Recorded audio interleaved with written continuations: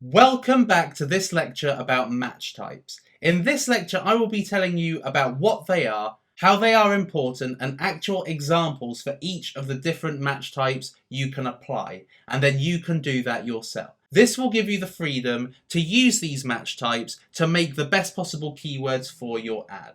So what are match types? Match types are a way of telling Google how to interpret your keywords and how much freedom they have to show your words for different search queries. Now, match types are important because it can determine whether you give Google a lot of freedom to show your keyword, which may mean paying a lot for that keyword, and you keeping more control when it's shown, keeping it more targeted so it yields better results for you without having to pay a huge amount. So let's look right now at this table at the different kinds of match types that will trigger your ads. So this table here will present all of the match types, and we've got broad, broad match modified, phrase, exact, and negative keywords. Now along the top, if we go from left to right, we firstly talk about the symbols that you need to put with each keyword to tell Google what match type you're using, how that keyword looks with the symbol, and an example query that will trigger this keyword based on that match type. Okay, so let's firstly talk about a broad match type. So a broad match type will have no symbol, and the lack of symbol actually shows the lack of control you have. You're being less restricted with it, and Google are free to do more with it, make it appear for more searches, etc. For broad match modified, you have to put the plus sign before any keyword that you want appearing in the query. So in this example, I put plus Python space plus course. For phrase match, you enclose the keyword between two quotation marks. For exact match, you enclose the keyword between two brackets. And for negative keywords, you put the minus sign before the keyword you want removed, if it is contained within the search query. So now let's look in detail at these match types. So firstly, broad match. Broad match means that your keyword will be activated in queries that are loosely based on your keyword. So my example is Python course. Now, if somebody types in Python courses at college or online courses or Monty Python, it gives Google the freedom to interpret Python course how they want. Now, this normally means you'll get more impressions because Google have the freedom to interpret it how they feel like. So it may be activated by a lot of searches, meaning that the click-through rate, if it's not relevant, will be much smaller. So if we go to broad match modified, this is a way of telling Google to include your terms in the search. So it must include Python, it must include course. Whereas the broad one was Python course, they don't actually have to include Python or course. So as I said, this could show up if somebody types in online course. But for broad match modified, what you're saying is, it's a broad match, but I do want it based on Python and course.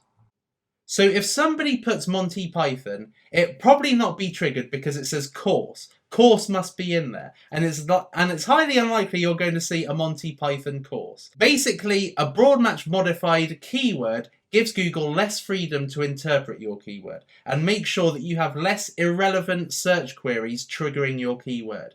But at the same time, it can appear with terms completely irrelevant to the product you're trying to sell. So if I use Python course, it may be activated by people looking for free Python course or how to handle a Python snake course, which obviously would not be useful to me.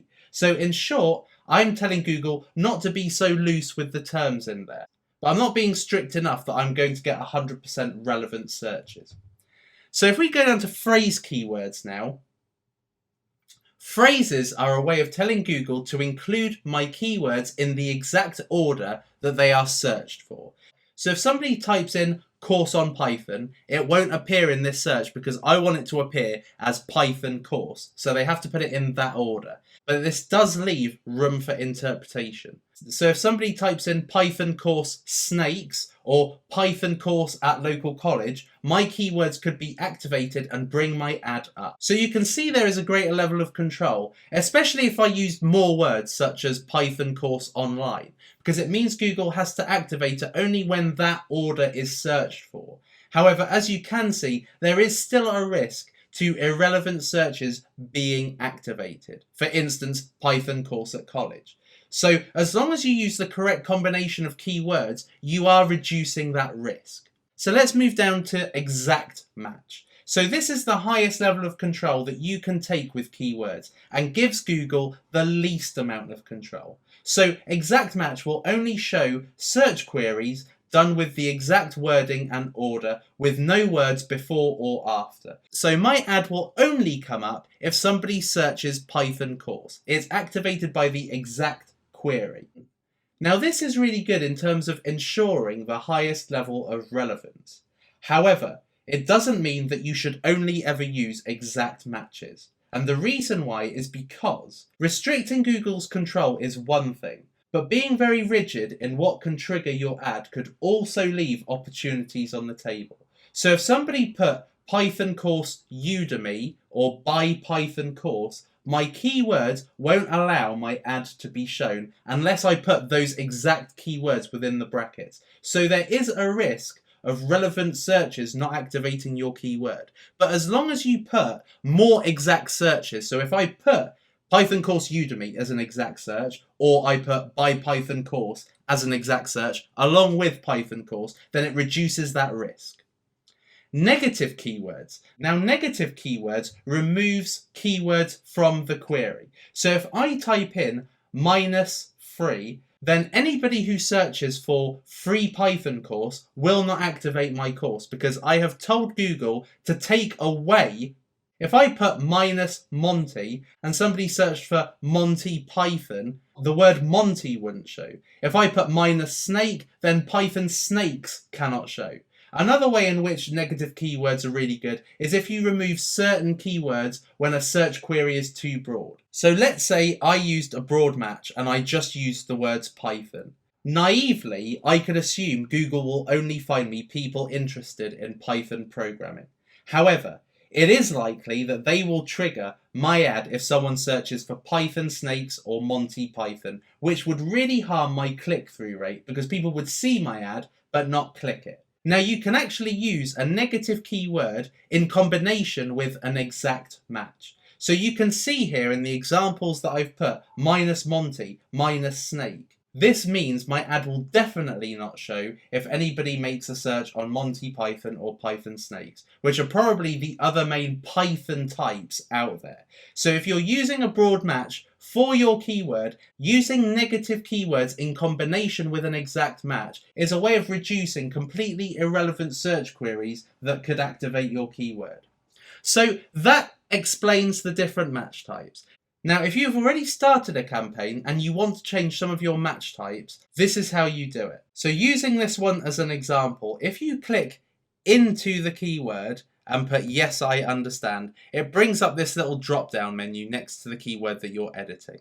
So what you could do, as you can see, this is a broad match type. So you can change that to either an exact match or a phrase match. So there we are. I hope that this shows you that there are ways in which you can improve the chances of your keywords showing for the right query. There are advantages and disadvantages with all of these types, so this should encourage you to use a variation of all and see how these work for you. But fundamentally, I hope that these different match types removes a lot of the pain that you might experience from the process of doing Google AdWords. So I hope that this helped, and I'll see you in the next lecture.